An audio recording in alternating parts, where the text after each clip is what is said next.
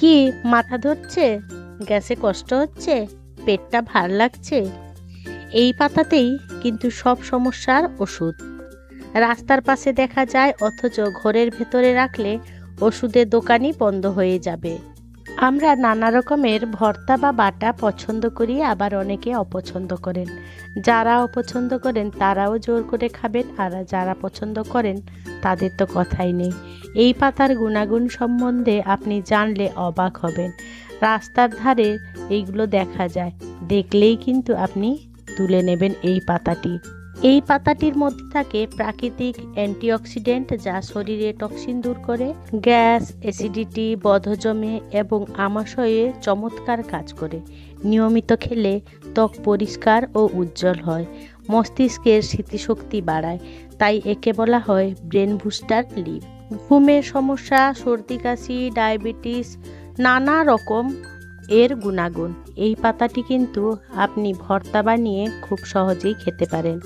আর বেশি কথা না বাড়িয়ে একদম সহজ পদ্ধতিতে এই ভর্তাটা আমি করে দেখাবো। খুবই টেস্টি হয়। গরম গরম ভাতের সাথে আপনি এটা পরিবেশন করতে পারেন প্রথম পাতেই। তাই সমস্ত বন্ধুদের কাছে অনুরোধ রইল ভিডিওটি স্কিপ না করে সম্পূর্ণ দেখার জন্য। নমস্কার বন্ধুরা, ইজি কুক চ্যানেলে আপনাদের সবাইকে স্বাগত জানাই। চলুন শুরু করছি। আমি এতক্ষণ যেটার কথা বকবক করছিলাম সেটা হচ্ছে মহাগুণ সম্পন্ন, ঔষধি সম্পন্ন থানকুনি পাতা। এই থানকুনি পাতা আমার ছোট্ট ছাদ বাগানে আমি একটা গামলায় লাগিয়ে রেখেছি। আপনারা বাজার থেকে কিনে আনতে পারেন, এনে গামলায় লাগিয়ে দেবেন, খুব ইজিলি এটা গ্রো হয়ে যায়। আর প্রত্যহ যদি খালি পেটে 5টা 7টা কিংবা 9টা 11টা পাতা যদি আপনি চিবিয়ে খেয়ে নিতে পারেন তাহলে তো কথাই নেই।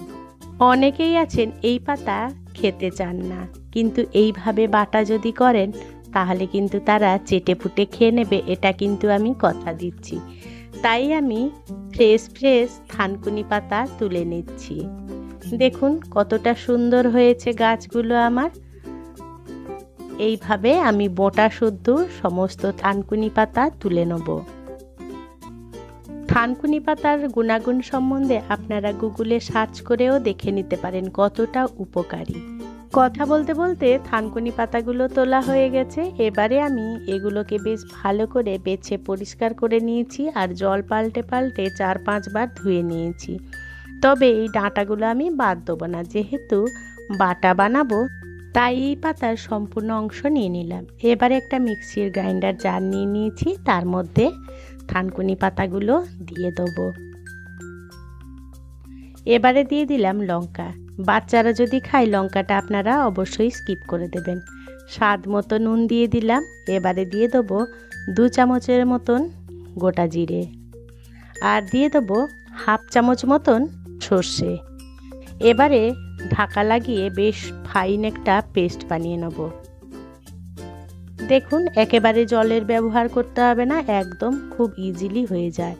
আপনারা যদি এই কাঁচা থানকুনি পাতা গরম গরম ভাতে পরিবেশন করেন তাহলে এর অনেকটাই পুষ্টিগুণ বজায় থাকে। যদি কাঁচা খেতে না পারেন তাহলে কড়াইতে অল্প একটু সর্ষের তেল দিয়ে একটু ভর্তা বানিয়ে আপনি এটা খেতে পারেন, তবে তাতে অনেকটা পুষ্টিগুণ চলে যায়। আমরা কিন্তু এই কাঁচা পাতা বাটাটাই পছন্দ করি, যাতে আমাদের পুষ্টিগুণ বজায় থাকে। আপনারাও এইভাবে চেষ্টা করবেন।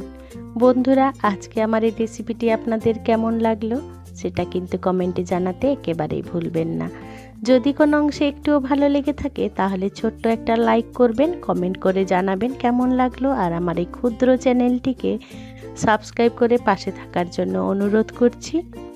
আর উপরে কাঁচা সর্ষের তেল ছড়িয়ে একটু মিশিয়ে নেবেন, দেখবেন অসাধারণ লাগে খেতে।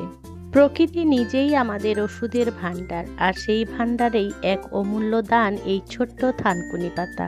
তাই বন্ধুরা, প্রকৃতির এই দানটাকেই আপনার খাদ্য তালিকায় রাখুন। বিশ্বাস করুন, শরীর সুস্থ থাকবে, মনও থাকবে হালকা ও শান্ত। যে সকল বন্ধুরা আপনাদের মহামূল্যবান সময় দিয়ে আমার সাথে এতটা সময় থাকলেন তাদেরকে জানাই অসংখ্য অসংখ্য ধন্যবাদ। আপনারা ভালো থাকবেন, সুস্থ থাকবেন। দেখা হবে পরের কোনো নিত্য নতুন রেসিপিতে।